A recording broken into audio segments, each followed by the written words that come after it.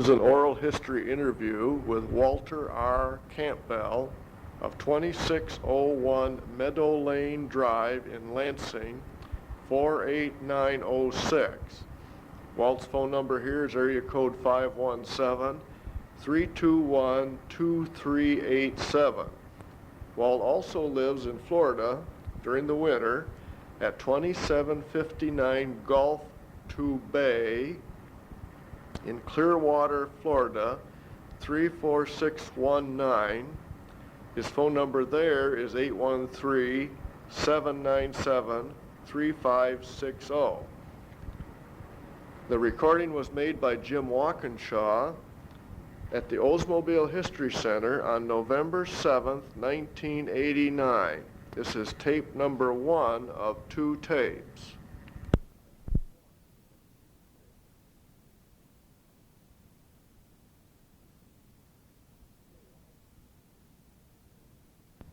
Okay, Walt, if you could just start with your name and your address and your phone number, if you would, please. Yeah, my name is Walter R. Campbell, 2601 Meadow Lane Drive, Lansing, 48906.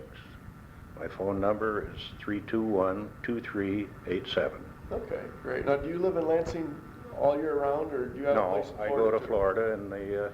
Okay, what's your... Usually about right after the 1st of January. What's your Florida address, too? Our Florida address is 2759 Gulf to Bay, Clearwater, Florida, 34619. Okay. My phone number there is area code 813-797-3560. Great. Now, if you would just take us back to when you started at the plant. Okay. I went to work on March the 4th, 1930. All right. And Dane Hoover was the assistant personnel director at the time. And the day I went in, I had to go see him first. I had previously had an interview with John Brophy, who was personnel director. Okay. And he asked me why I wanted to work at Oldsmobile. And I said, well, I'm looking for a job. And I said, he says, well, do you want to continue at Olds? And I said, well, I've been working in a drugstore and I'm quite interested in pharmacy and I might want to go on with that. He said, well, let me tell you something. If you're not interested in staying at Oldsmobile, we're not interested in hiring you at all. So I said, well, I'd like to work here too. So that's kind of how I got my job. All right. And where did you start? Well, I had tried to get out in the plant, all right, but I wasn't old enough. So there was one job, and that was in the mailing room. That's the only place where they hired anybody under 18 years of age. Okay. So I went to work as what they call him, a mail boy at that time. Yeah. And Bud Tooley was the head of the mailing room. Okay. Where was that? It was in Building 60 in the basement on the north side. All right. In fact, I'll finish this and then I'll go back to the mailing room if you want me to. Sure, that's fine. I worked there, and Loyal Hodge was one of the other mail boys.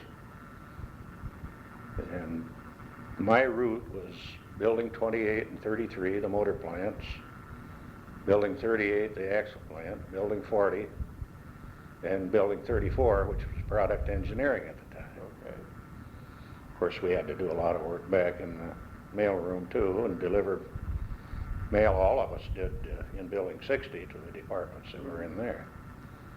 And that's what I wanted to mention. They were just starting to move into Building 60. Oh, all right. And there was quite a few of them yet in the old administration building and out in Building 2.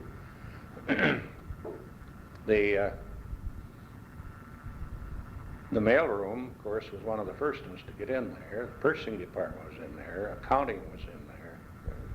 And sales was just getting organized. Where were those places in the building? Do you remember, Walt? Building, the purchasing department was on the first floor in the south wing. Okay. And Marshall Westover was purchasing agent at the time, or it would be director of purchases today, but he was called a purchasing agent. Okay. Harold Hidley was his assistant.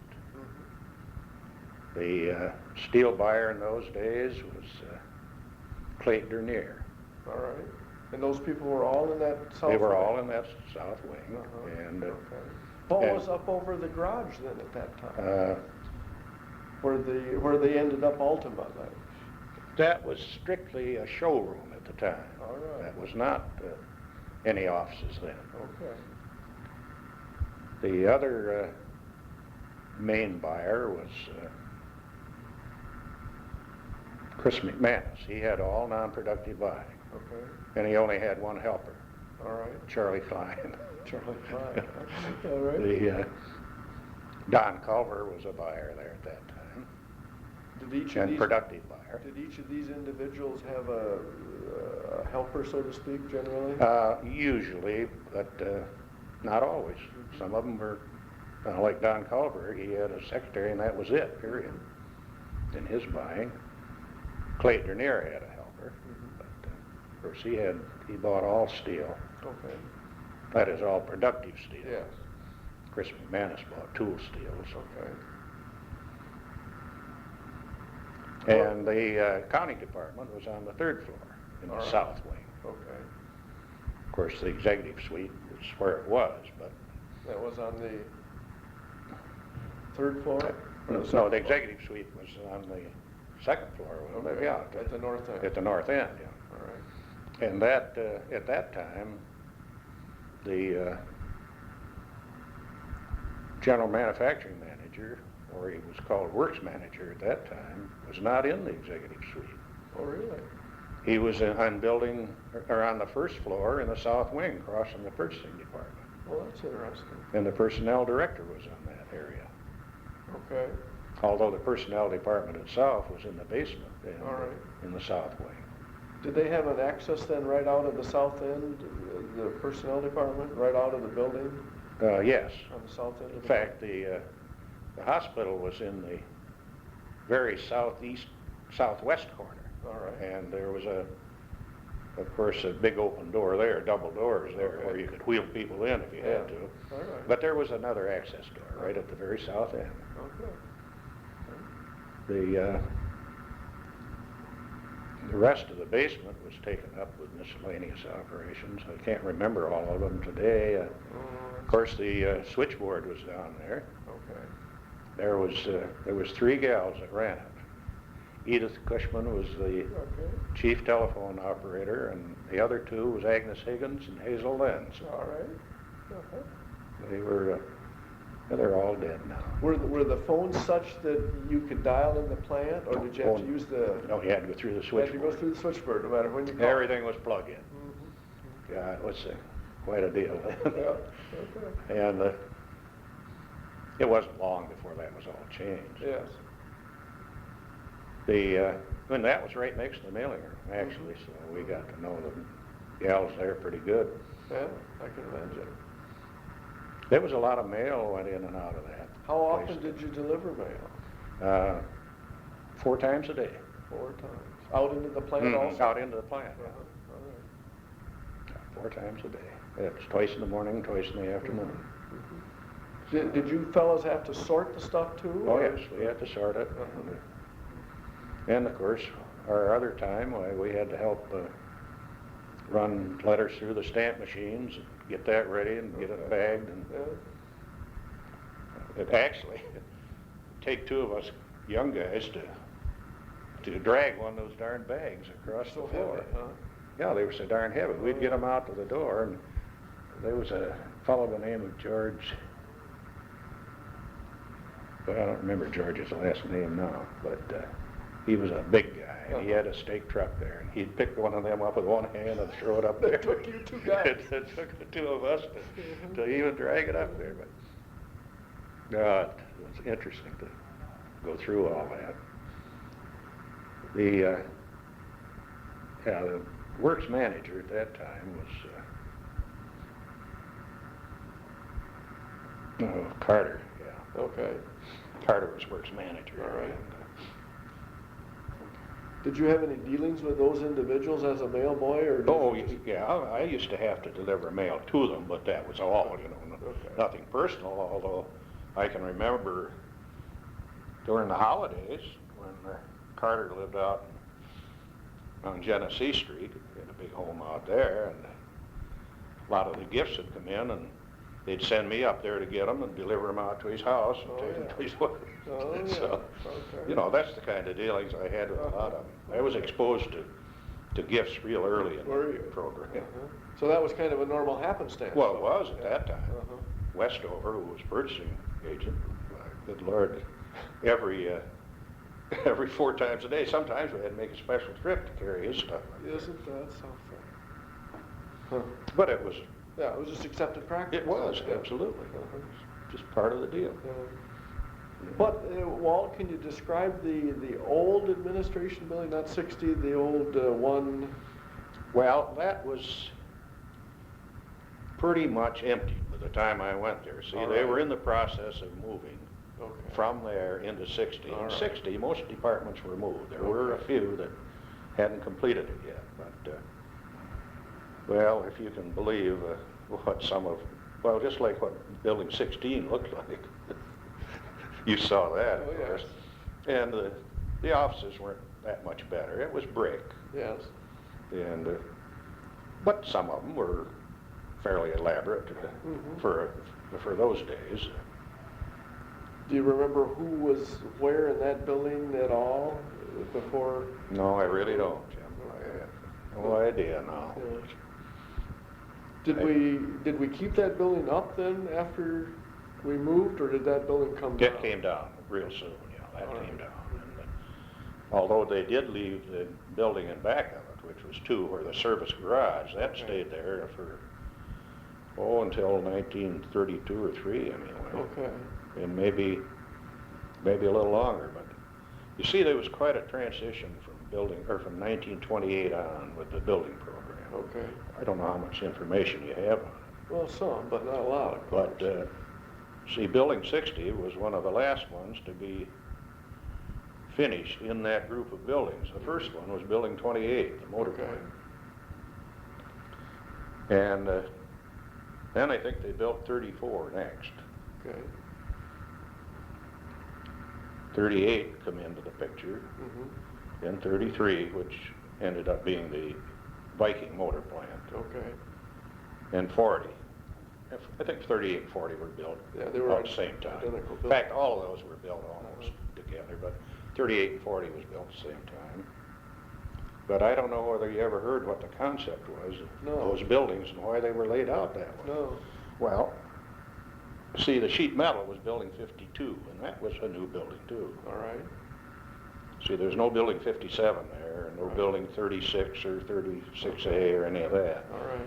So you had an open area all the way from Building 33, actually, the back end, right down in back of all those buildings, Okay.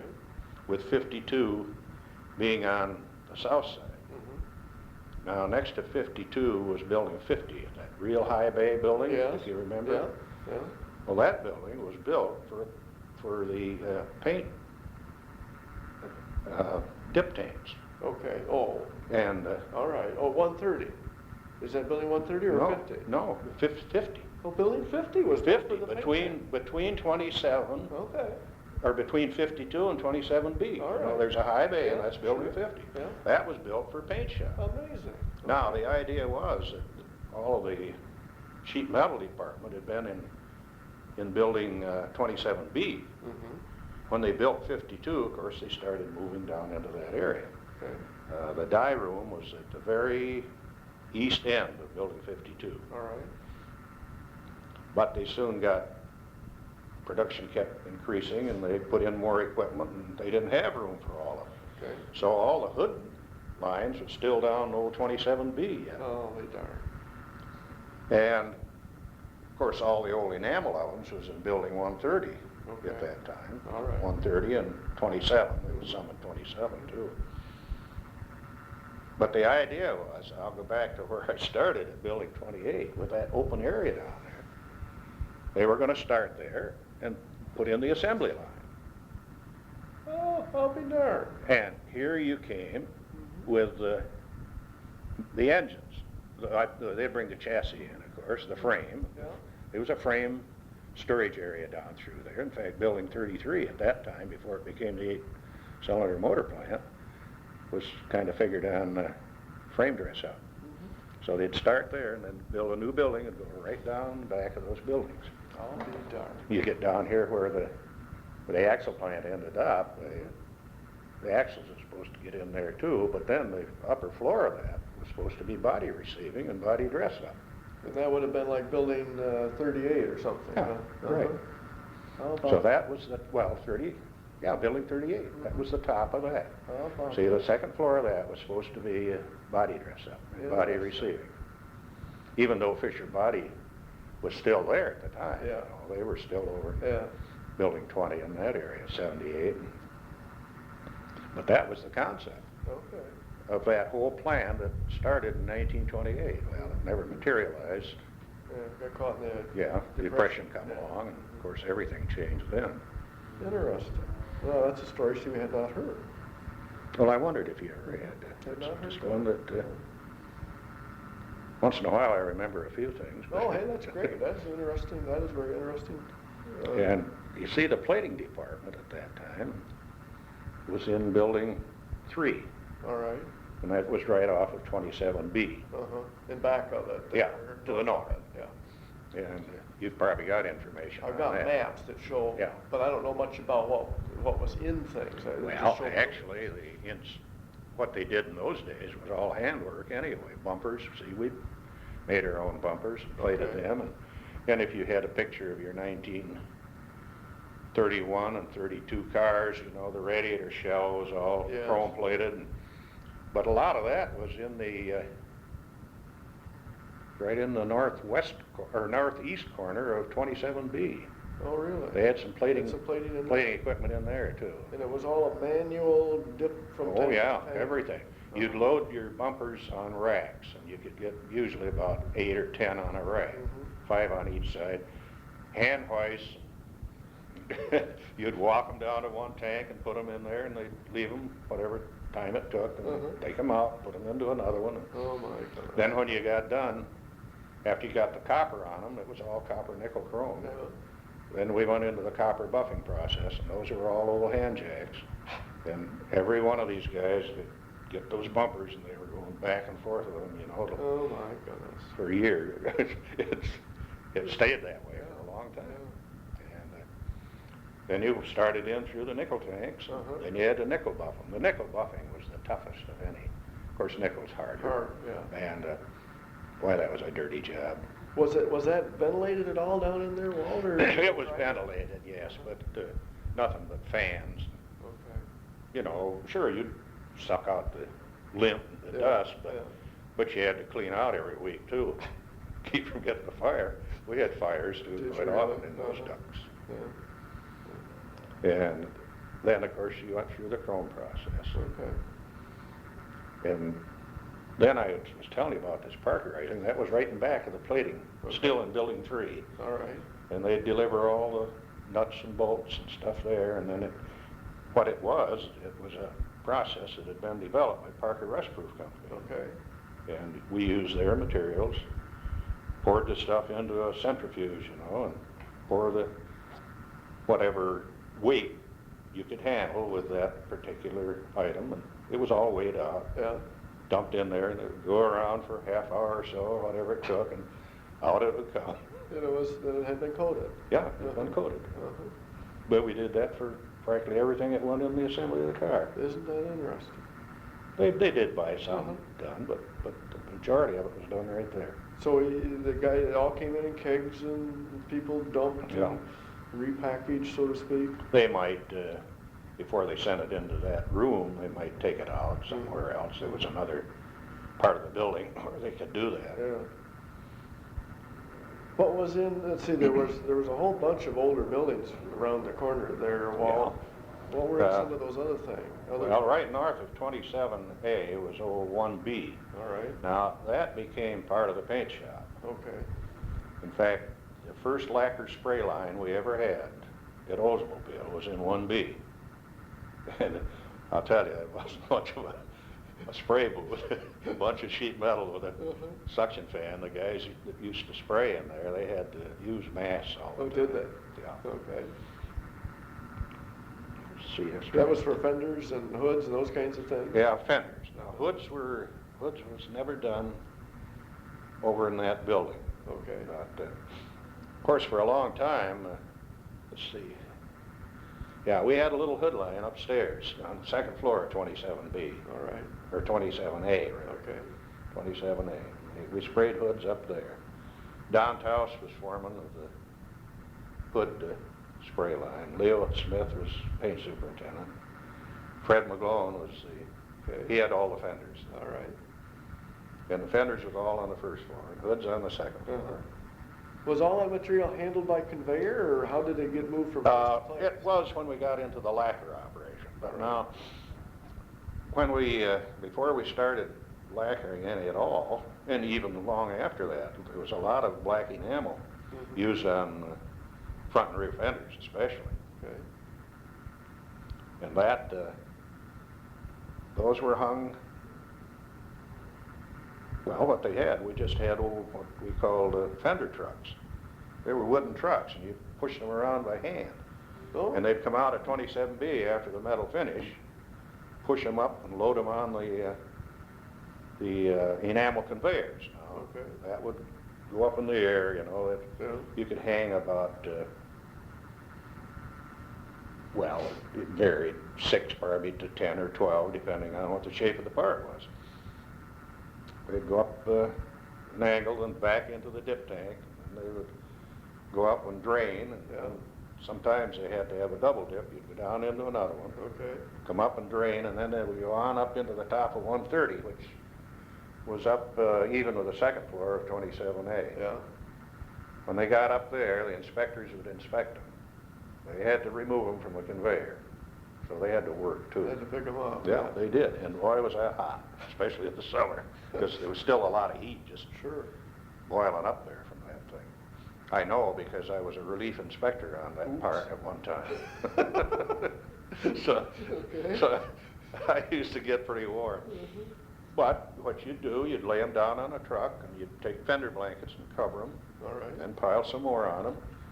You'd wheel them across to 27A, and in the ramp, you know, it went Yes. from 27A by the old paint office Yeah. right over to the assembly line. Oh, And that's about where they put them on okay. the car after the body drop. Of course, it's Yeah. earlier than that.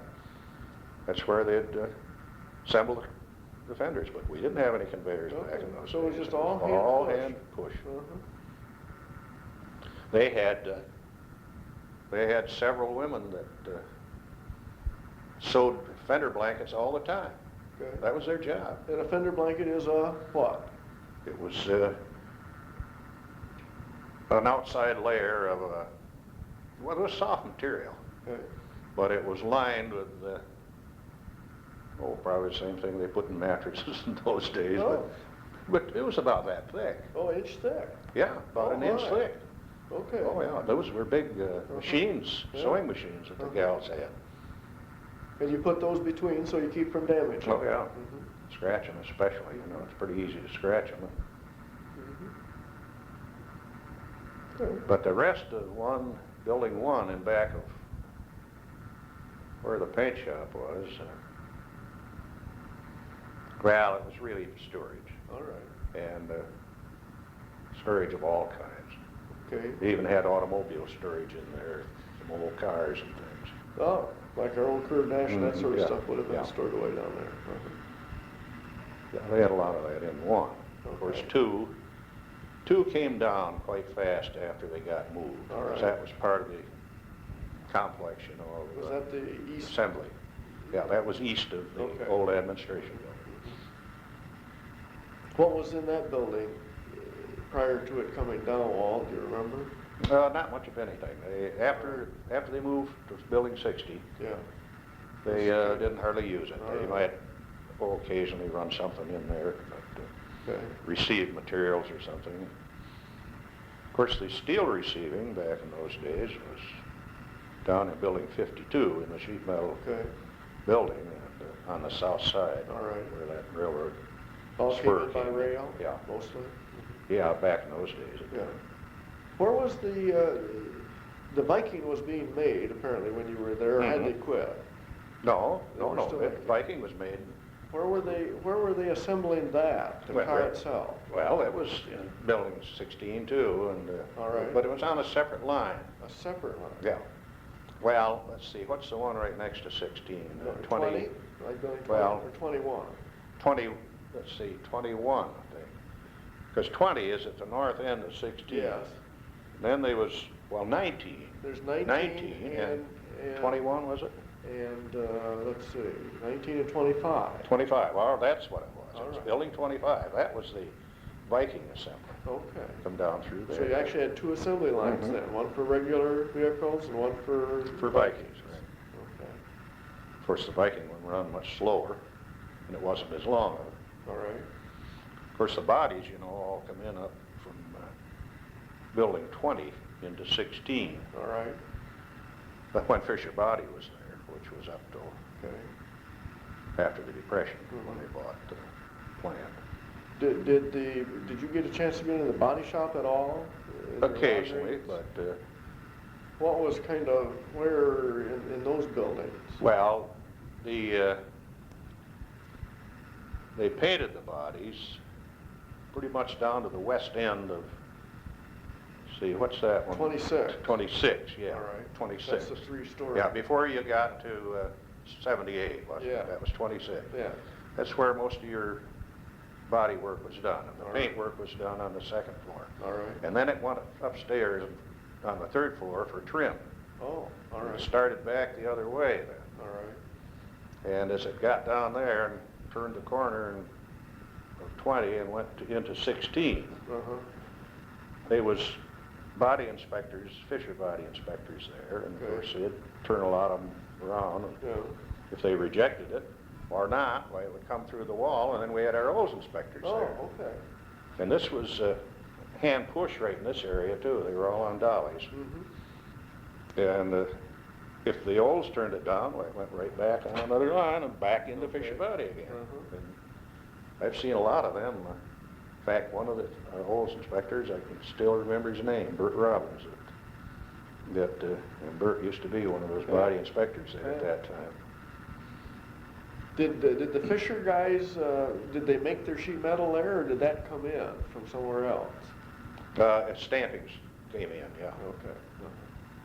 Yeah, they all came in. Was it still a lot of wood in the body in those days, Wal? Not too much then. All right. There was up till the 29 model. All right. After that. But when you things got began to there, it was change, pretty yeah. much Pretty much all all steel, yeah. Uh-huh. Yeah, very little wood in there in those days. The Viking engine was made in, did you say 33? 33, yeah, All right. that was a V8 engine. Okay, and that building was built pretty much to Yeah, do that? Yeah. Well, I think the original concept was partly for frame Oh, when all they right. first started that plant, All right. but I think before it ever got off the ground, or even thought of anymore, the V8 or the Viking came in as a new car. All so- right. And I think that was in 1928. 29, yeah. 29, it was the first model, and I Right. think the fall of 28, 28. yeah. So then Frank King was general superintendent of the motor division, motor and axle. Okay, and you had mentioned axle was in building 38. 38, yeah, Okay. on the first floor. When you talk about axles, what kinds of things were we making? Were we actually making rear axles? Yeah, well, you made the axle housing. Okay. You made the axle housings and you welded them all, We weren't making and gears? the gears, yeah, they We were made, making they made gears? a lot of gears, yeah. Oh, okay. Yeah, let's see, a fellow by the name of Kelly was the superintendent at that time, All right. of the axle plant, reporting to Frank King. Mm-hmm. Roy Fischel was Good. Heard that name. motor superintendent, yeah, Uh-huh. motor plant superintendent. So you were making gears and rear axles and Mhm. assembling all that, and front axles and those kinds of parts, too, spindles? And Yeah, all we that did was all that, too. being done in that building? Yeah, there was a lot of machining in 38. Okay. And of course, there again, it overflowed into the second floor because they never used the second Yeah. floor for what it was originally Yeah, thought to do. okay. Did the Viking engine, Walt, did they machine pretty much all the parts, or did we buy a bunch of that? Well, you might have bought a few things, but they did a lot of Like machining. cranks and Pretty rods? much the same thing that you did. Yeah, they did all the cranks. Uh-huh. I remember the crank department there. Do you? Of course, I used to deliver mail Yeah, in those two buildings, and I had to deliver to the foreman. sure. So I had to jump those conveyor lines quite often. Well, I mean, there was steps up over Sure, in certain yeah. places. Yeah, yeah. But Was engine assembly, Viking engine assembly then in that building too? in 33, yeah, the whole thing. They machined Yeah, it and okay. assembled it right there, and they machined and assembled a six-cylinder engine in 28. All right. Yeah, Which, that was where complete. did the Viking engine assembly sit in the building? Do you remember where that sat? Yeah, that was along the east side, the east side of the building. All right. And 28 was on the east side of the Okay. building, the six-cylinder. They both were. Both were. Uh-huh. All the machining seemed to feed in Uh-huh. from the west to east. All right. So they must have. Did that line?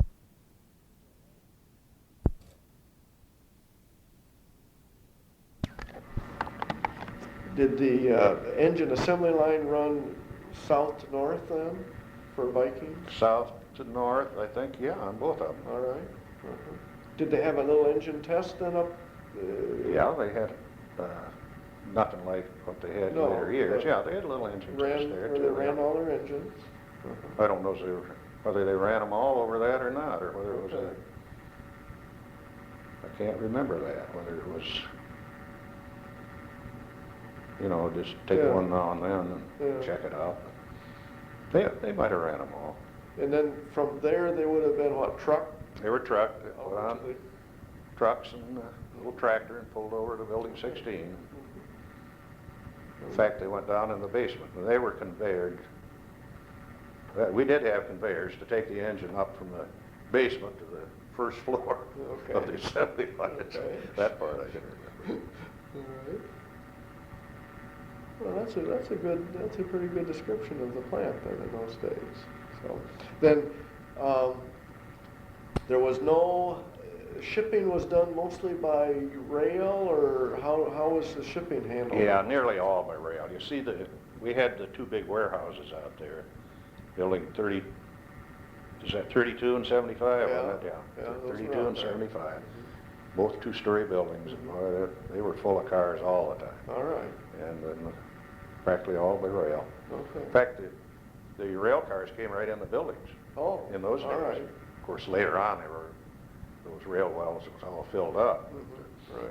Yeah, they came right in the building. They were loaded right in there. And our export department was in building 32. All right. So anything that was prepared for export was done there and boxed and then put into rail cars. Yeah, it was Where did everybody park in those days? well, I had a real good parking place. Of course, a lot of people walked to work in those days. All right. Everybody didn't drive then. In fact, I've got a picture somewhere of my car right along building 40, Oh, Bob. almost down to Did- South End. That was Uh-huh. my parking place. Okay. Uh-huh. That is after I got, not when I first went Yeah. to work, because I didn't even have a car until 34. All right. I'd worked there over 4 years, and then I bought a Chevrolet, but this was my Yeah. 37 Oldsmobile that I had the picture of. Uh-huh. George Ely standing there with me. Okay.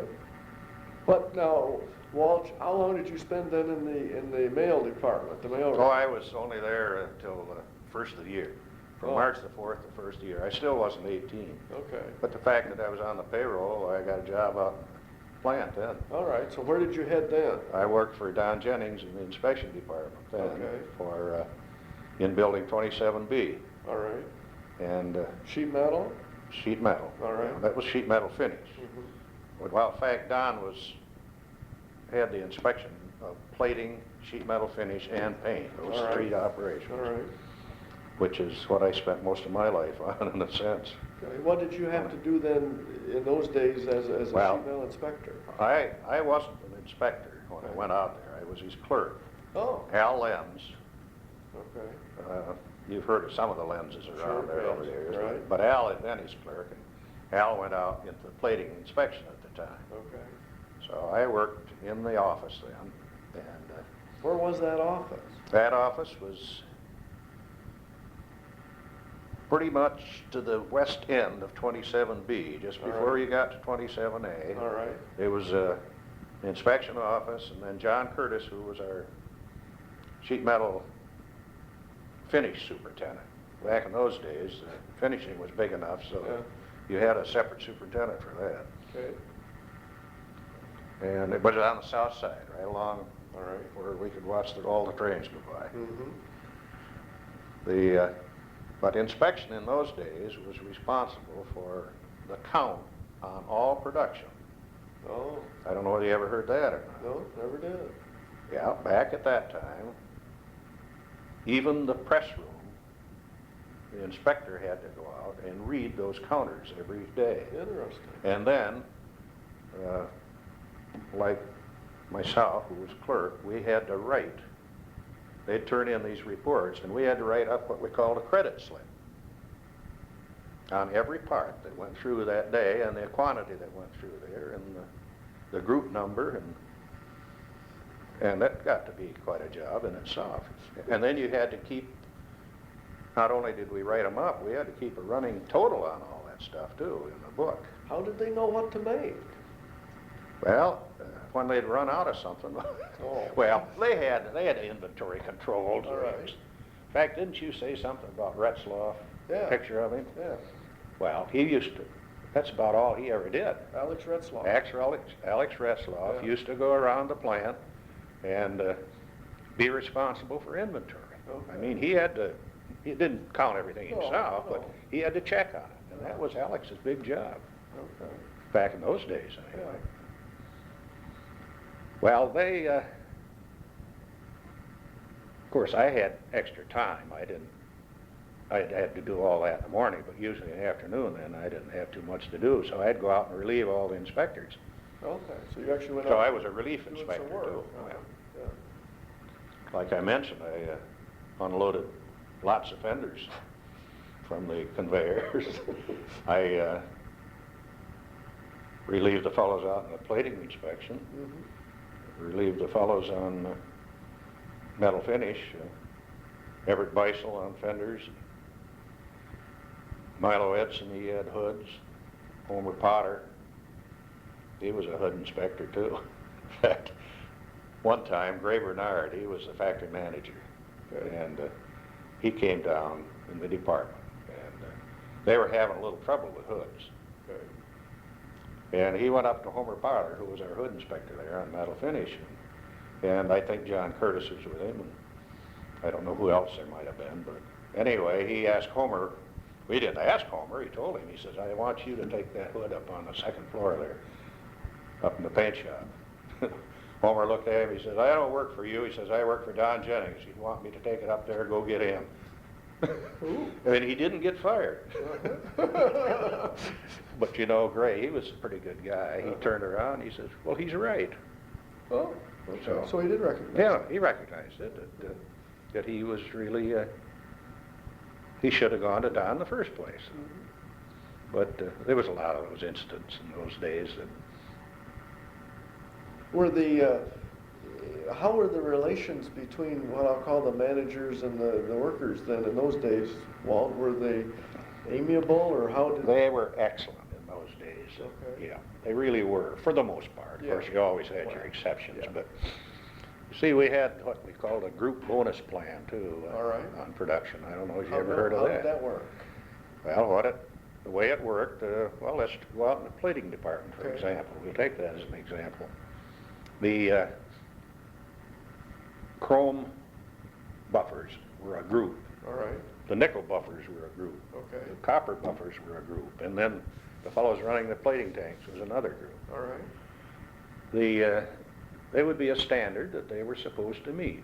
Maybe you're supposed to buff 3 bumpers an hour. Mm-hmm. And I tell you, on nickel, that was quite a job even back in those days, because there was a lot of them working on it. But what you did, you turned your production in at the end of the day.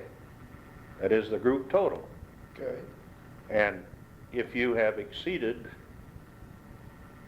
your count, what was required, you got an extra bonus for it. Oh, It's what they call a group bonus. The whole group got it. was it a percentage or? Yeah, it was a percentage. A percentage, Yeah, uh-huh. you could go up to 100, or you could get 30% over, 130%, Okay, but they wouldn't allow any more than that. all right, so if you really went. Yeah. Yeah, So if the guys got too far ahead, why, what they do, they just hold back some of the count. oh, yeah.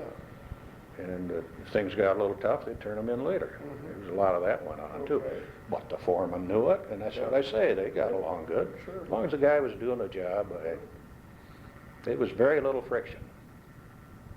But then, along in 36, and, Yeah, well, even 35, we got a shop union in there, and then things began to change a little what bit. caused that? Why did, if things were quite well, why did it go the other way? I don't know why it did, really.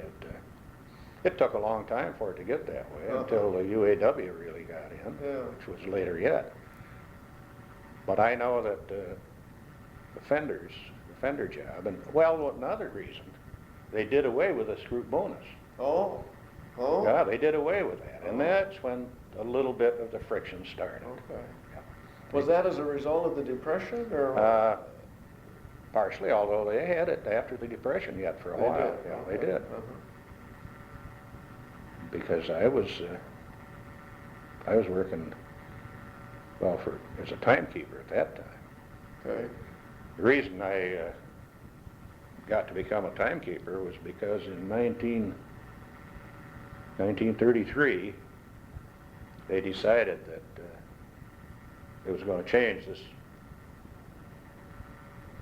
accounting principle, so to speak. They wanted to take it away from the inspection and give it to the accounting department.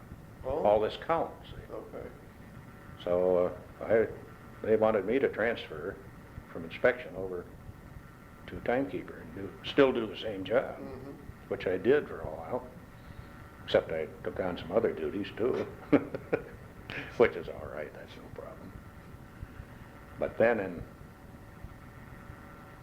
November the 1st, 1934, all right, I had a chance to get a job at the standards department. okay, And that was up in Building 40 in the southwest corner. all right, Riley Place was, well, they just split the department up. Frank Trainer had been head of the standards for years. But about that time, they were changing. Bud Brandel became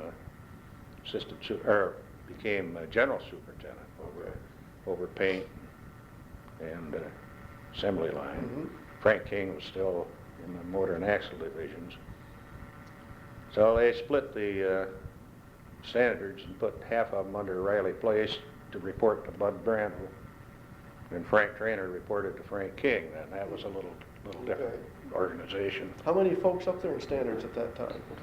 Well, let's see, we had Riley and Duke Osborne, Herbie Holmes, George Ely and myself, and one girl. Oh. And that was it, and the Yeah. one side, and the band just about. Yeah. And there was Trainer and Ed Shanahan, Bill Menhennig. In fact, Bill had been a general foreman over on the Viking motor plant. Okay. But, that was all done, so he went up working standards. Yeah. And Ron McDonald was clerk, and they had one girl there, and Ray Bond. Okay, That so it's a that was all relatively that- small group of folks. Yeah, that's all there was. See, I hate to screw up your train of thought, but when the Viking quit, Yeah, that was in 32. what did they do down in the engine plant? Just clean it out? Mm-hmm. Just, Just stripped it right out of there. I Stripped her wouldn't out. say they did immediately, Yeah. but it wasn't too long. yeah, Yeah, they stripped it right out. okay. Do you remember what you made when you started, Walt? How much you were making in Mhm. salary? Yeah, I can tell you what I made. It was the equivalent of 29 cents an hour. As a mail boy? Yeah, Uh-huh. but I was on salary. Yeah. But that's what it worked out to. Okay. I'm trying to think what it, yeah, it amounted to 29 cents an And hour, were you working, what, 5 days a week? 5 days a week. 8 hours or 9 hours, or what were you working Oh, a day? 8 hours. 8 hours a day? Yeah. 8 to 5. All right. Then when I got done with that, I went back to the drugstore and worked there 3 nights a week, and Oh, wow. every Saturday and every other Sunday. Oh, my goodness. So and I got 25 cents an hour there, so I was making a lot of money. Yeah. Then Yeah, back to 30. then after I got 4. transferred out in inspection there, I got I got 35 cents an hour. Gee, big raise, Yeah. really. And they always give you increments of 2.5 cents in those days. And I got 2 raises between that and the time that the Depression hit, so Mhm.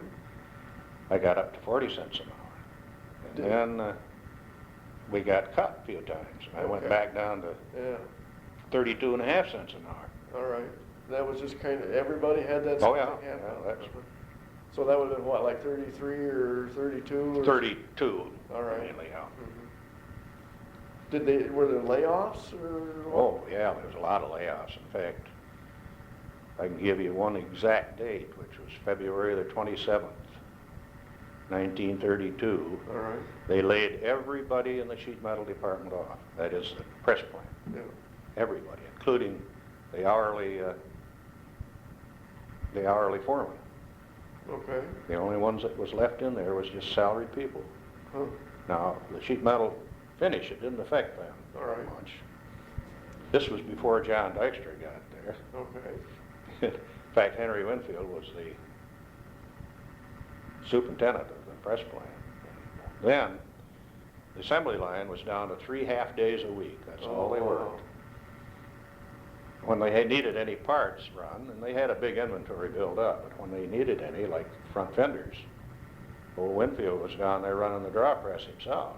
Really? Oh, yeah. You wouldn't bring anybody in? No, he ran the draw press, and his other 2 foremen that were on salary worked on the line. Don Jennings went in and helped. I worked on one of the trim presses. Huh. Elmer Kibbe, who was our tool stores foreman, he come out and worked with them. I mean, they just took a group. So the salary guys at that time would have just been drafted, so to speak, to go off and run a batch? Yeah, that's right. Of course, I was on hourly rate, Yeah, but they, yeah. but even so, that's the way they did it all the rest of the summer. Mhm. Of course, I can't remember the exact amount, but it seems like it was 32,000 cars all year long, or Yeah. that 32 miles. Yeah. I don't know if it was that many. Yeah, was not very good. Mm-mm. No, it was So those people were laid off then from that part of February all the way until, next year? well, so to speak? we started the 33 model Mhm. around 1st of November. All right. Began to get there, so they were brought back in. In fact, we had so many problems with our metal finish that gang down there was working 16 hours a day. Oh, okay. 2 shifts or? No, One- one shift. One guy Every was working man. 16 yeah. hours. I worked over 90 hours a week. Wow. I worked from November the 11th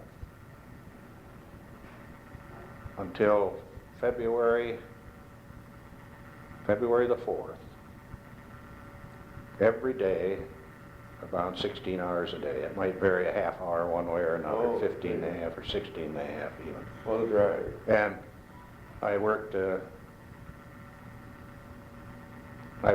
half a day on Christmas and all day New Year's, Mm. and we never had any time off. I'd go home and drop in bed and roll out the next morning and get back to work. What were the problem? What kind of things were they having troubles with? Well, you know, they were just beginning to learn how to stamp. See, the old days, the old fenders, you know, was just a roll deal, and then used to have a skirt on it, Yeah, and they'd wire them together. Oh, yeah. It wasn't much of a draw problem. You didn't have any wrinkles in it. right. But when you started building dies and trying to learn this new concept, there's a lot of wrinkles in the thing. Well, right down at 27B, in fact, they put in a bunch of power hammers. Oh. And they were right outside that office where I worked. Oh. And I couldn't even hear over the phone when I first went down there, Jim. Just a rat-a-tat. Oh, yeah, just all day long. Oh, my goodness. Oh, that was Oh, and they were trying to fix those problems? yeah, what they would do, these wrinkles, you see, Yeah. these fellows would take the fenders and these hammermen, and Yeah. they'd roll them out. But then, you never can get it out completely. Yeah, yeah. Then the finishers had to go in there and wheel them, and that was all handwork, Yeah, you know. So yeah. you didn't have any conveyorized equipment, Yeah. automatic polishing heads and all that thing. So this was all part of that learning process of learning how to draw It sure was. deeper draws. Yeah. Uh-huh. And I think that was one of the reasons that they hired John Dykstra. See, John came in 34, I believe. 34 or 5. Yeah, And as superintendent of the sheet metal. okay. And he was there.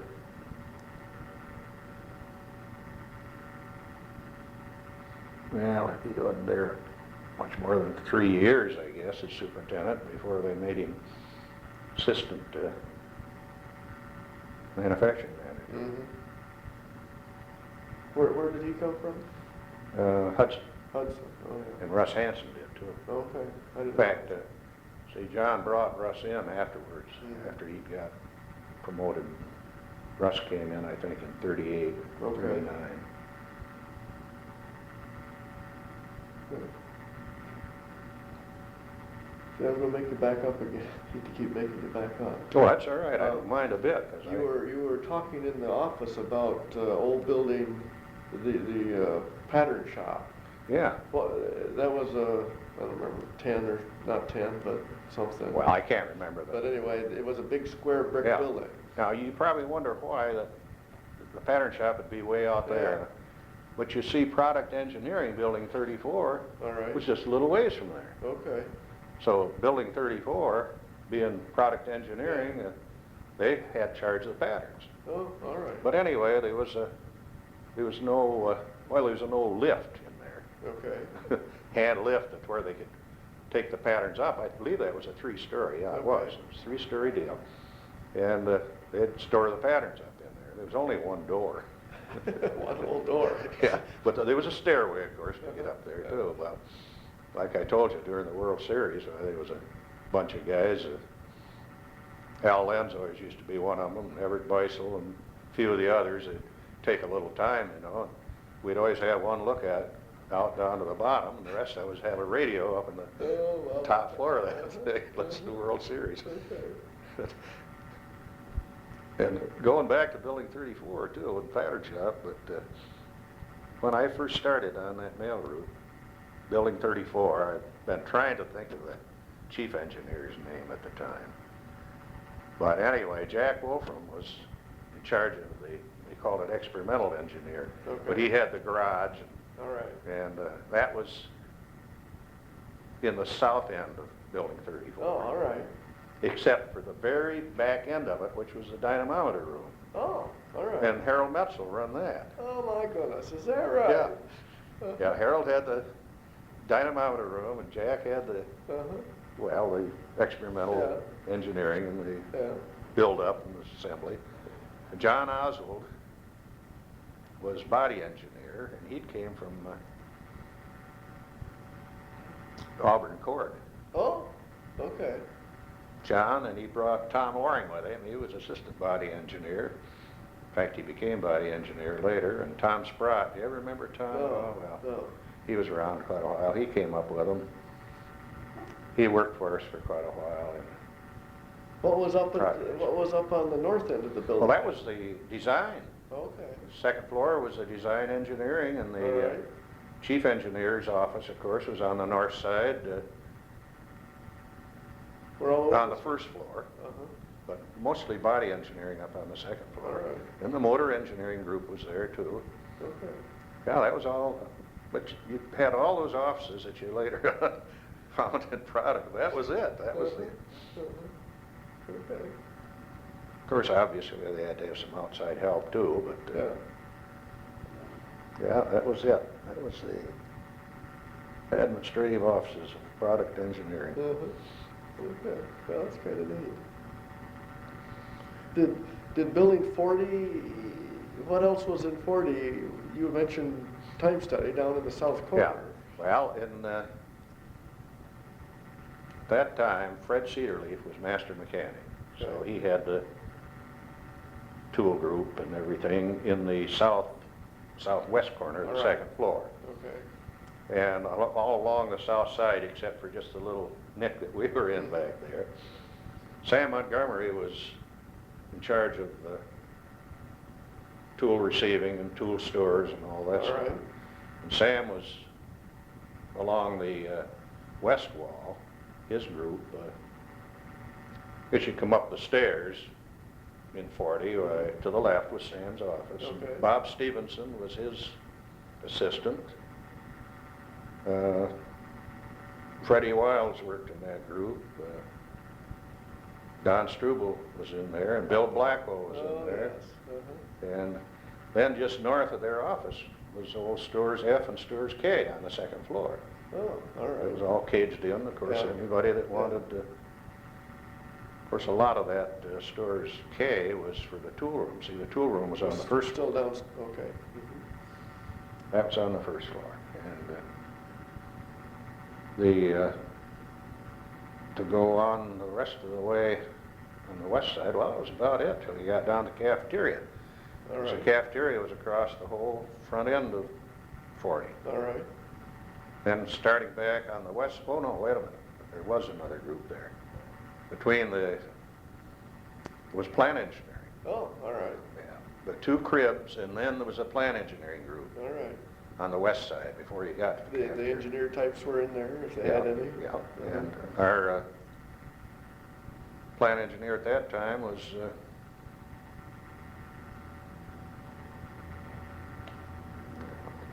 I should remember it. Oh, Harry Beeman. Harry Beeman was our Okay. plant engineer. All right. Yeah. John, later on became plant engineer. Some names kind of get away from Oh, me. yeah, that's- Joe Newman, he was All right. in there too at that Okay. time. Okay. There wasn't too many of them. Was that the only cafeteria in the plant? That was the only cafeteria in the plant at that All right. time. And that was subsidized to a degree by the company. Mhm. Well, it would have to be because even in 1936, Mhm. I know yet, we could eat there, we could get a big bowl of soup, and I'm telling you, when it was a bowl, it was a good sized bowl, all homemade soup, hot roast beef sandwich, piece of pie, and a good sized piece, they were all homemade, and a cup of coffee for 25 cents. Oh, my Lord. Isn't that something? Even that late. Uh-huh. Did most people eat there, or did they bring their own lunch? A lot of them out in the plant, yeah. But it was full most of the time. It would start at 11 o'clock, and Yeah. they'd start serving, and boy, of course, we didn't eat till 12. Yes. Okay, what was down the east side now of the Now, building? over going down the east side then was the laboratory to start with. there? Okay. And then, well, in fact, that took nearly all of it, Oh, it actually. did? Okay. Yeah. Because you see, there was 3 big light wells All right. in the, right in the middle of the building. Okay. Or one at the south side, and then there'd be some, and so these were all old wood brick too, by the way, there wasn't any. No, there wasn't a real floor there. No, it wasn't just old wood Old brick floor blocks, all the huh? way, except Oh, my. the offices would have a little linoleum in them, Uh-huh. but then there was the third one, or second, and then the third one was right down almost the cafeteria. All right. Now the Little laboratory, walkways between the light Yeah. wells, kind of? yeah, there was. Bay wide or Yeah, something? oh yeah, about a bay wide, Mhm. good bay wide, I'd say. The, I think I'm missing one other department. Although, well, yeah, wait a minute. Was there a Ah, message I for know. lunch? I know why I'm all messed up.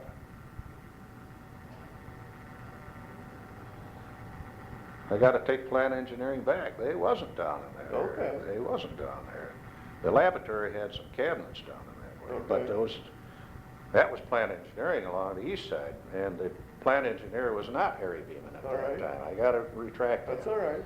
He was later, but Frank Elwell was. All right. And Frank left in 1932 and went to Buick, Okay. and then Harry took All it. right. And I think they must have taken one of the cribs out because they moved plant engineering over on the other side later on, but I Okay. can't remember the exact year. Yeah, that's fine. That's right, it was plant engineering. All right. Laboratory and plant engineering was along the east wall. What was around the light well? Just a guardrail? So you Yeah. didn't fall into, Yeah, down it into was, the it was, tunnel? it was a guide rail. A good thing too, because, of course, I don't know, did I ever tell you about the time that Duke Osborne, you know? No. Right along our standards, and this was before they split up. Okay. When Yeah. Trainer had it all, and these few fellows, Red Cherry and Duke Osborne and so on, they sat right along by that light well. Okay. Except there was just enough room to walk between their desk and the light well. Okay. Well, they couldn't smoke, of course, in those days. Oh, all No right. smoking in the plant at all. Oh. There's a lot of chewing went on. Okay. You have to tell me about that in a minute too. I'll tell you right now. Oh, okay, fine. Because Duke, he was a chewer. Okay. Duke, he loved to chew, and of course there's more cussed spittoons around there than you can imagine. And of course the janitors just hated him having to clean them. Oh, it was awful. But anyway, Duke had his spittoon out there. You could see from where he sat, there was a trail of tobacco juice nearly always. He wouldn't hit the spittoon half the time. Well, this one particular day, apparently he let go. In fact, I came through just about that time. he missed completely, and it went right over the rail. Oh, no. I didn't see it go over the rail, Yeah. but it wasn't long. Duke disappeared right away. A guy down in the tool room come up there with blood in his eye. Oh, no. In fact, he got hit. Uh-huh. So He's going to take old Duke out. it was, but Duke wasn't there. Uh-huh. I He knew think- enough to disappear. Well, you know that. Way later, of course.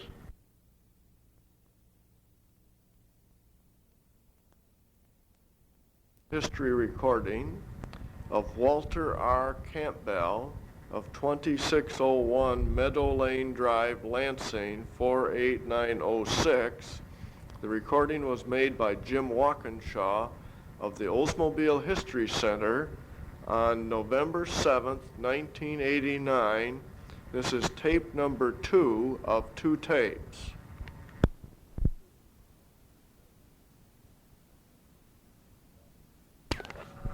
Okay.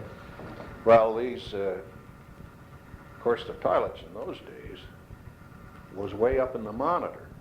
Oh, they were? Yeah, there was an Oh. old spiral stairs that you had to climb to get up in those things. Oh, my goodness. Now, there was one that they had built for the women Okay. on, in between, I believe it was in between the middle and the north light well somewhere. All right. But as far as the men, there was 2 of those. Well, Frank Trainer, he was quite a smoker anyway. And they always called it the blue room up there because every hour on the hour Frank was around, he'd be walking up there having his smoke. So- Of course, they'd open the windows up there and Yeah. stuff would disappear pretty much. But Oh. you didn't notice it down on the floor, but well, you didn't have to get all the way up there for you to tell what it was. Uh-huh. So that's how people got around that smoking business. Yeah, that's the way they did it. Or did they go outdoors? Did people just go outdoors? I don't know as very many of them did out there. If I remember, you couldn't smoke inside the plant gates. Oh, just period? Yeah, period. Oh, okay. Huh, interesting. I can't be sure of that, but, Walt, up on that second floor, it must have got kind of hot up there in the summer. oh, it did. There was no air conditioning at all. In the Yeah. summer, it was terrible up there. Yeah. In fact, the old power plant where you saw the stack Yes. there, that thing was operating in those days. Okay. And the fellows on the drafting boards, they would open those windows to try to get some breeze through there, and that cussed old dirt and soot and stuff would blow in there, and they spent more time, I think, lots of times cleaning their drafting boards than they did drafting. What a You could place. see the brushes going all the Yeah, time. yeah. But, it did. It got real hot. Yeah. You mentioned out in the plant that it got hot in the metal near the Bond Ride. Oh, yeah, up in that area. And did they ever shut the plant down because it got too hot, or did that just? I that can't wasn't a ever thing? remember them shutting it down. Okay. Was not a thing they did at all. I'm not saying that some people might Yeah. have gone home for Yeah. heat prostration or something, but Yeah. no, they never set it down. Okay. Well, let's see. You're now in time study. What kinds of things did you have to do in those days in time study or work standards? What? Well, you were responsible to go out and supposedly check every operation, every job during a model year at least. All right. When you tried to get it done early enough in the year to get your standards set. Okay. If you didn't have, well, you had to estimate one at the beginning of the year. And of course, you had to make out these routing sheets on every part. Okay. That was the operations. And, you know, it was just like a process group almost. All right. Did the master mechanic guy work with you very closely, or did you basically spend most of your time in the plant? We spent most of our time in the plant. I mean, I didn't when I was first went up there, but Yeah. I did later on.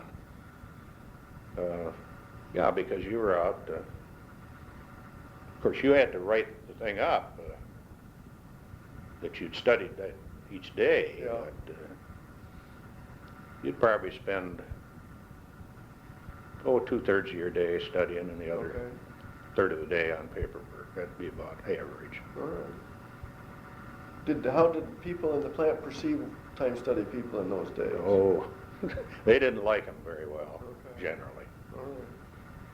In fact, I remember one fellow down in the press plant. It was a pretty new operation. They'd got a different machine in there to do it. And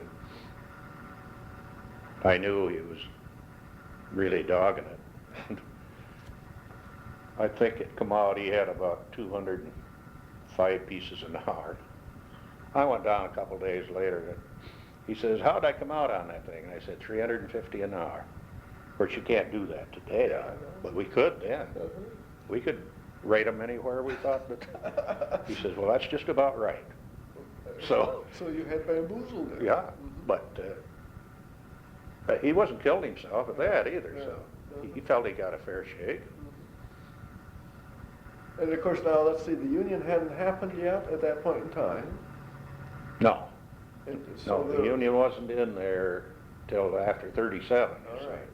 And so the union schmoz with work standards nothing existed like that then? No, not to start with, no. In fact, we kept that practice up though until 39 anyway. Oh, all right. But of course, it took a long time to work a lot of these labor problems out too Yeah. after they started. Yeah. Okay. So how long did you stay then in standards then? Walter? Well, I was in there until 1939 when Skinner came up. Okay.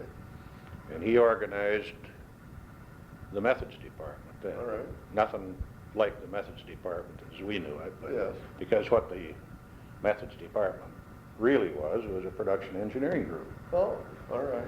And that was in 1939, and Sam Montgomery, he took him out of tool stores and had him head the group up. Okay. Jerry Joint was his assistant. And let's see, there was Walt Knowles, and Dave King, a couple other guys in the motor axle groups. Mm-hmm. Herbie Holmes went in and took over the sheet metal, the press groups. All right. I had the metal finish and paint and plating departments. Okay. Bob Bensinger had the assembly line. All right. And there was Bob Sheldon. Well, he had a bunch of miscellaneous things, non-productive operations. So that was the department. What did you guys have to do then? Well, we had to make out all the routing sheets, and we had to show all the tooling and everything that went with it. This was the All right. start of the concept that we'd never had before. All right. In other words, here's, like the standards department now, didn't have to worry about making out a progressive operation deal on All right. everything. In fact, that's what we'd done, you see, at one time, so that's why a lot of us was transferred in there. And this was a thing that Skinner had brought when he came? He started it when he came, was- yeah. Okay. This was in 30? 39, I 39, believe. all I right. think it was 39. Okay. So we started that group up. Well, then I was in there until the war started. In fact, I was one of the last ones out of the group. All right. Were Were we making war things at that time? Not until 1940. All right. Then the M20 gun started over, Okay. and that was over in Building 36. Okay. They cleared that out and put in the M20 guns. Prior to that time, what had been in 36? Well, it was a bunch of miscellaneous sub-assembly jobs mostly. Machining type things? No, not too machining. much. There might have been some down to the end, but I'm trying to think of all the things that was in there.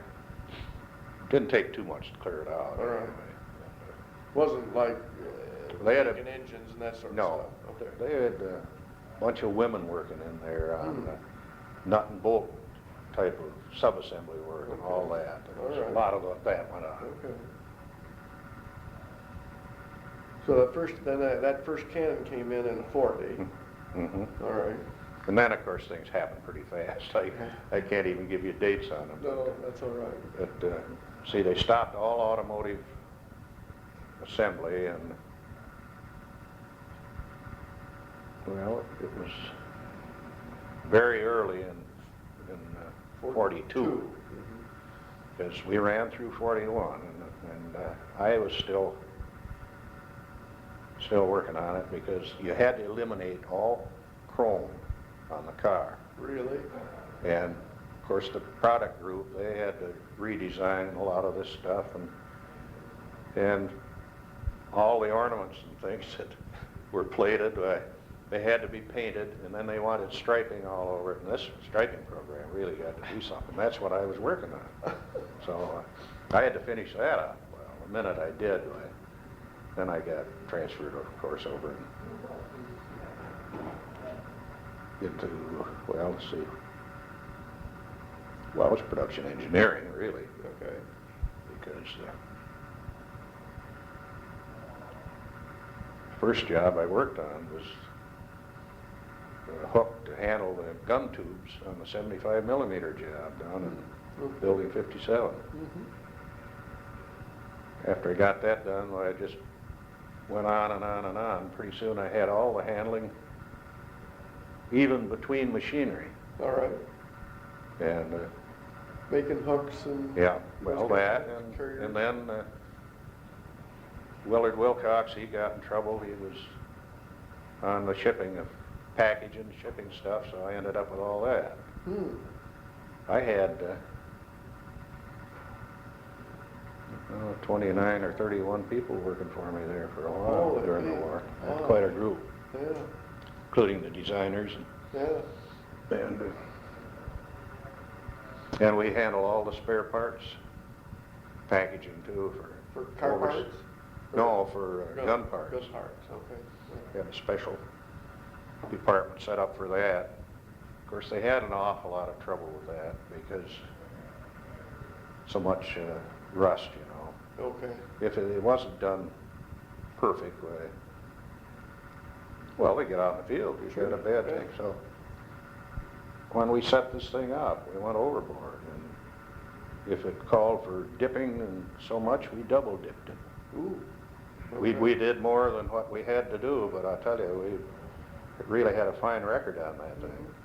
The good old Had Cosmo. some good, yeah, that and other things too. They'd come out with some of this plastic coating, like for some of the real fussy parts, Yeah. firing pins, you Yeah. know, things like Yeah. that needed real good protection. It was lousy job in a way. I remember Irv McEwen, he'd been assistant superintendent over in the axle plant. No, he wasn't either. He was just a general foreman. But they'd put him in charge of this line. Well, the ordnance inspector that was in there, the chief, he didn't like Irv anyway. So he'd go over there and really make it miserable for him. Yeah. The phone would ring in the morning, and Mac would say, "Walt, get over here. He shut me down again." Oh, no. I spent more cussing time going back and forth with those fellows. And I never had any trouble with him at all. Yeah. I'd get over there and ask him what the problem was. Well, this and that. I said, well, now let's take a good look at it. Well, that's all right now. And he'd be gone. But he couldn't keep out of there. He'd do it all over again. Was that kind of a normal occurrence that you had a government inspector sort of absolutely. guy there? Yeah, the ordnance, they were, well, we worked for the ordnance department, really, so. We had our own people also inspect? Oh, yeah, sure. Did they end up having to look at the ordnance? They didn't normally do it 100% anyway, no. Right. We 100%.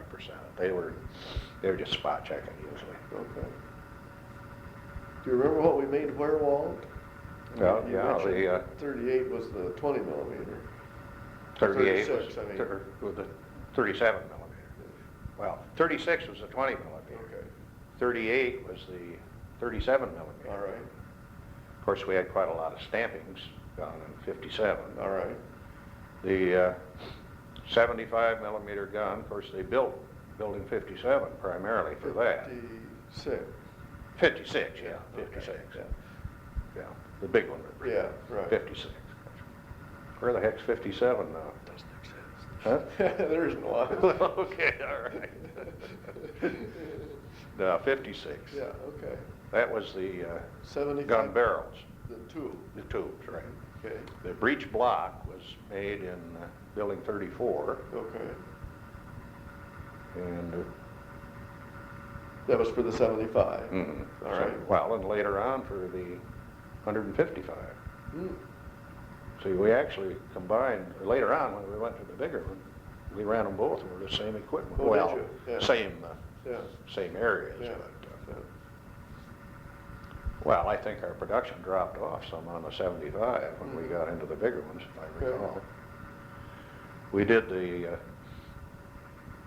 all the packaging over in building 52, shipped them out of there. All right.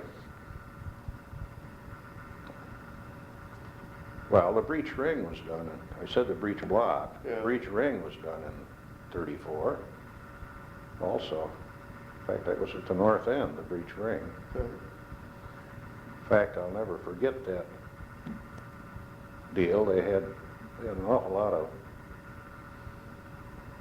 machines in there do the machining, but the equipment they were using for handling, it took longer to load and unload the machine did to do the machining, and that was one of the things that I worked on at one time.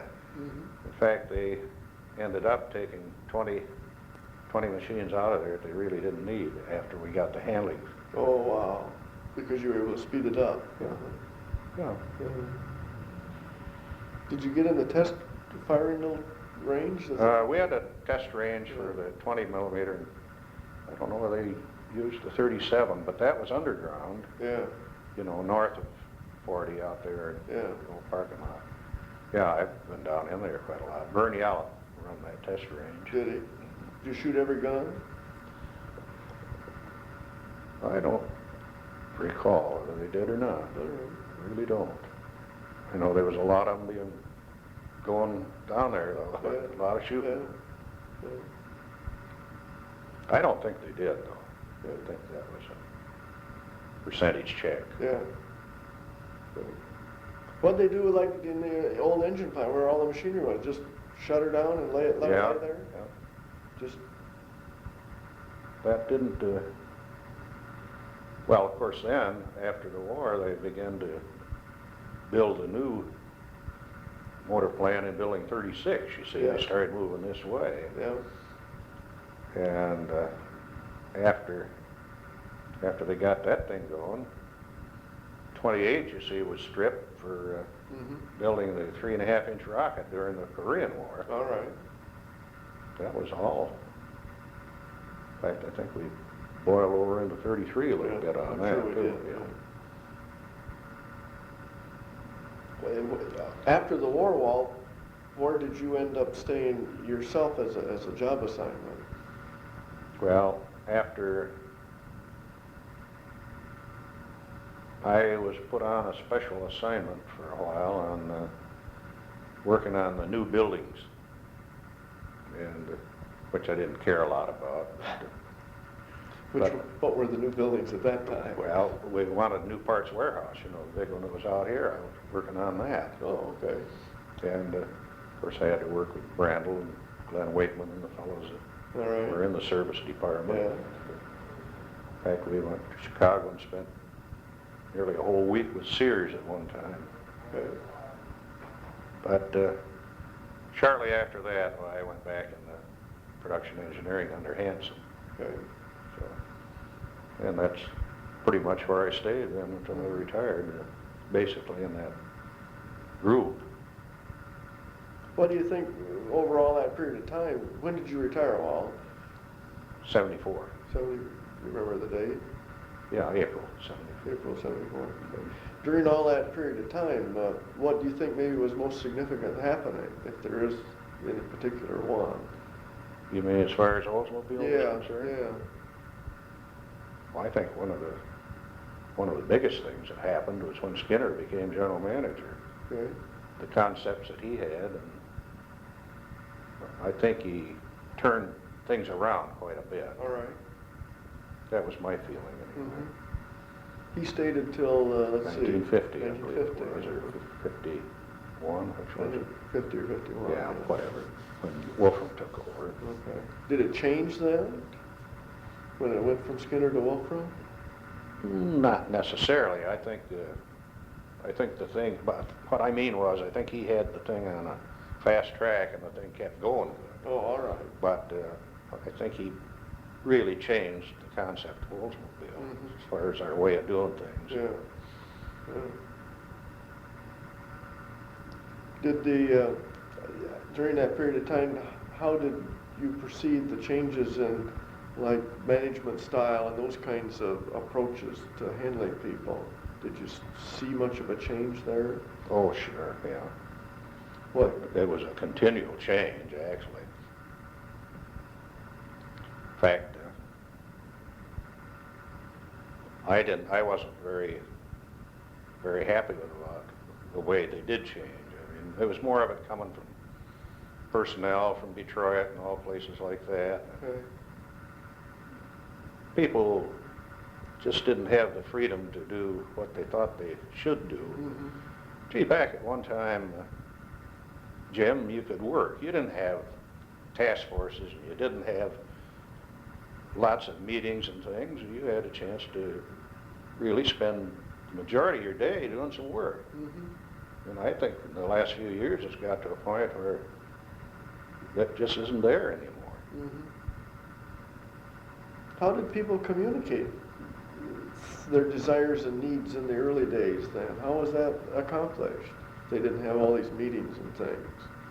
Well, Russ Hansen used to have us have a meeting every Friday morning. All right. It would last 15 to 30 minutes. And, Okay. and you would, if you had a problem or anything, he'd tell you what he wanted to and give you a few minutes to talk, and that was about it. Then he went out and then he went to work. I see. Give you another example. One year, then about 52, we had a bumper that was really rough to make, and we had to weld it. And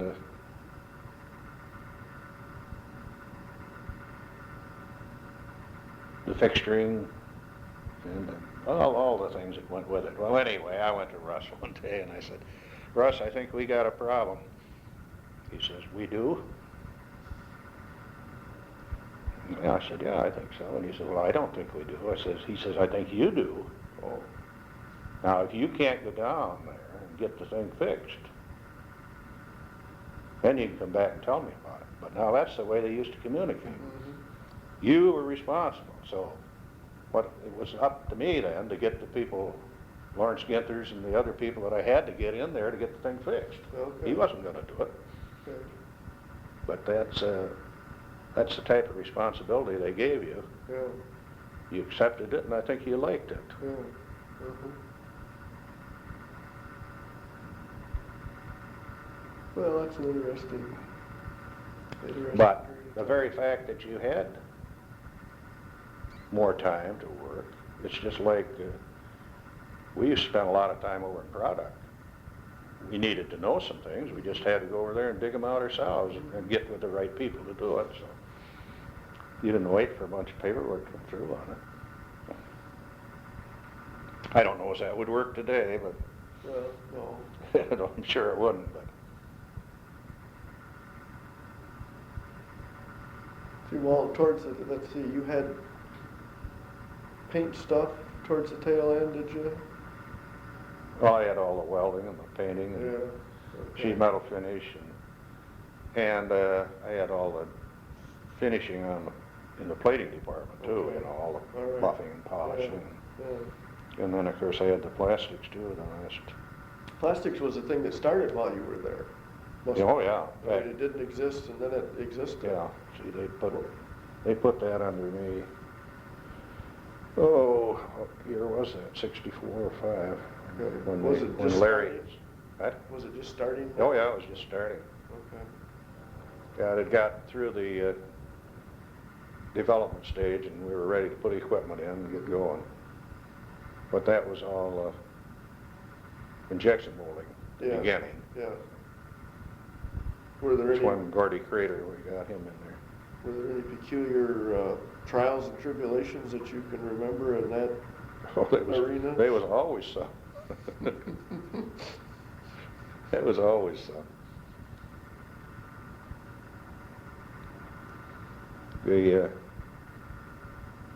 Well, when we got into the compression molding and started making that front end panel, of course, everybody was tearing their hair around there for weeks, because they just wasn't coming out as good as they could, you know, and we had a lot of repair work on them. That was basically a new process that Oh, we yeah, never it was, tried. yeah, right. But once you've got most of the bugs out of it, it began to come along all right. Well, that's great, Walt. I probably don't want to overtalk my stay here, so to speak, but did a nice job. Well, I can, Appreciated the time that you took with us to come in and. well, I hope maybe you'll get a share little with us. something out Oh, of some yes, of it, a lot because, nice, excellent information, so, very good, very good. yeah, I was thinking again of old Building 60, you know, I moved in there right after they built it, and I was able to stay there and see it torn down, too. Yeah. That tear down job was quite a problem. Yes, you it know. was. Well-built building. Yeah, it was. A little better than what Brown Construction thought it was. Yes, that's true. Okay, well, I'll get you to sign off Well, on the page, and okay. then I'll